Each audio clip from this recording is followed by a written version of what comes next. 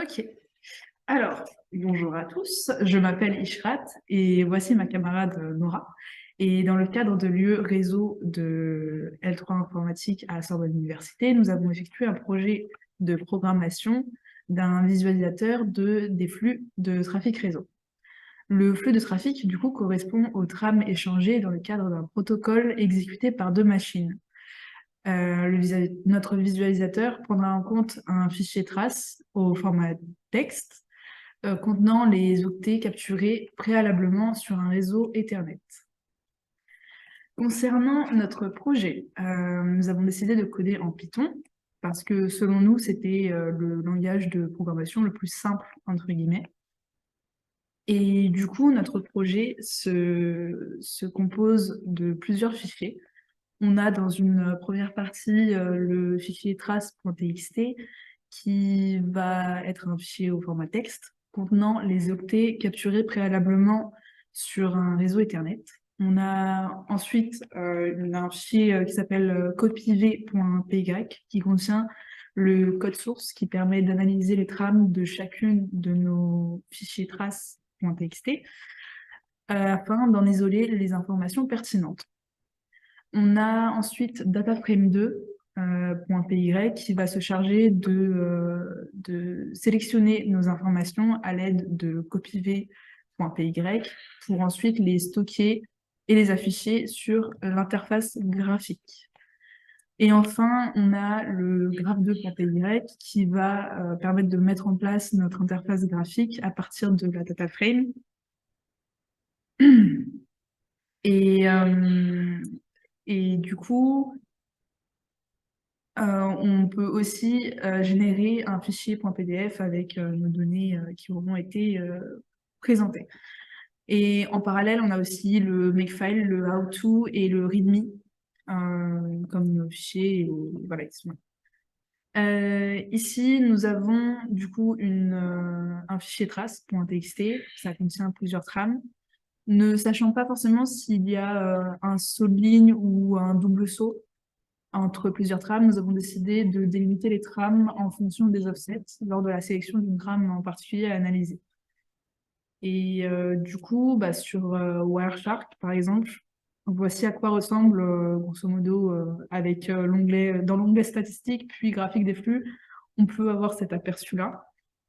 Nous pouvons voir que, du coup, contrairement au sujet des années précédentes, où on devait faire... Enfin, là, cette année, nous devons faire une sélection précise lors de la liste de la trame. Là, par exemple, en bleu, nous avons l'adresse IP, en jaune, on a les numéros de port à sélectionner, les drapeaux TCP aussi, dans le cas où on a une trame TCP, les numéros de séquence, d'acquittement, etc., etc. Et voilà, ce sont vraiment des informations spécifiques à choisir. Et voilà. Du coup, pour la répartition des tâches, nous avons eu la chance de débuter le projet suffisamment tôt, ce qui nous a permis de reprendre régulièrement des créneaux après les cours pour avancer sur le projet ensemble dans les salles de la PPPI. Je pense ce qui nous distinguerait à la limite serait que, par exemple, pour Ishrat, elle s'est occupée de faire le code source, les repérages des erreurs et des tests. Et moi, j'ai fait l'analyse de la trame et j'ai mis en place l'interface graphique. Mais contrairement à d'autres élèves qui peut-être sont répartis le travail en fonction des protocoles ou des fichiers à produire, nous avons vraiment été ensemble physiquement jusqu'au bout. C'est du coup un travail d'équipe. Du coup, pour les librairies qu'on utilise, on utilise Tekinter et Panda. Ce sont des librairies qu'il faut installer avant d'exécuter notre programme. Pour la librairie Panda, on a réussi à l'utiliser sur nos ordinateurs personnels, mais pas sur les ordinateurs de la PPT. Et pour le Makefile, nos ordinateurs personnels ne prennent pas en charge le Make, mais les ordinateurs de la PPTI, si. Du coup, on a mis quand même le Makefile et pour cette vidéo, on a lancé la quand on va faire la démonstration, on aura déjà les librairies déjà installées sur nos ordinateurs et vous pouvez voir les commandes pour installer sur le how-to. Et on a une commande aussi spécifique qui est Python 3 graph 2.py. Là, il écrit 3 mais c'est 2. Il faut bien évidemment se placer sur le bon fichier, enfin sur le bon répertoire. qui est normalement visualisateur trafic réseau, et exécuter la commande.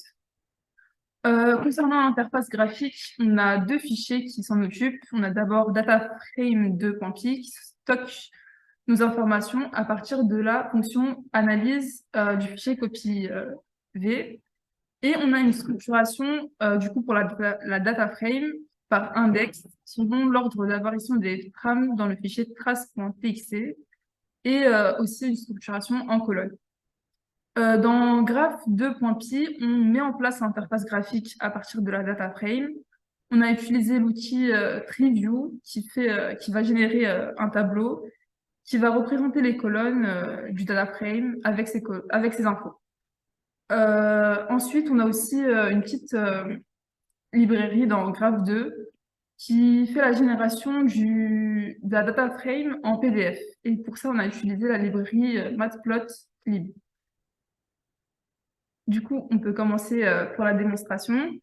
On va se placer sur VS Code, enfin sur un terminal, et on va exécuter sur le bon dossier pygraph2.py.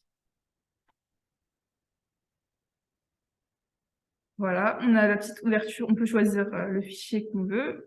Du coup, pour commencer, on va commencer avec ce fichier-là. Et du coup, notre interface graphique est maintenant, elle est montrée. Et on peut voir, par exemple, pour la première trame, la trame 0, on n'a aucune information sur le paquet, car on peut le voir dans les commentaires, que ce n'est pas une trame Ethernet, ou pas un protocole IPv4, du coup, on ne l'a pas pris en charge. On a ensuite, du coup, les adresses IP de la source, son numéro de port, on a les flags, et on a la même chose pour, du coup, la destination, et là, on peut voir que c'est un port 80. Pour le numéro 2, la trace numéro 2, la trame numéro 2, on a les informations pour les adresses IP, mais pas pour les ports, parce que ce n'est pas une trame de protocole TCP. On peut ensuite voir, par exemple, pour la trame 6, que c'est un protocole HTTP, du coup, on a bien les informations. Et pour les autres trames, on peut voir les numéros de séquence et d'acquittement. On va voir sur une autre trame. Hop. Sur un autre fichier, pardon. Parce qu'on a plusieurs fichiers de traces et on peut choisir, une fois la fenêtre ouverte, quel fichier exécuter. Du coup, pour un fichier un peu plus long avec plus de trames, on peut voir du coup les différentes informations. Et il y a une petite particularité que je vais vous montrer tout de suite. Hop. Tac, tac, tac. Du coup, ça c'est la même trame qu'on a ouverte, enfin c'est le même fichier qu'on a ouvert. On peut voir que si on fait une comparaison avec le logiciel Wireshark, avec l'outil Flowgraph, que par exemple pour cette trame-là, qui est très exactement la trame 7, qu'on a, au lieu d'avoir un protocole HTTP, on a un fin push ACK. Cela peut s'expliquer par le fait que, je ne sais pas si on peut le voir ici, hop. Cette trame, c'est du HTTP XML. Et vu qu'on n'a pas vu ce qu'était, comment décoder du HTTP XML, on a juste comme information que c'est une trame TCP avec les bonnes informations qui sont fin push hack qu'on peut retrouver. Et du coup, on n'a pas le message, mais on l'a bien pour, par exemple, pour celle d'avant, ici, HTTP GET. C'est bien ce qu'on a comme commentaire. Voilà, c'est tout pour notre présentation. Je vous souhaite une bonne journée.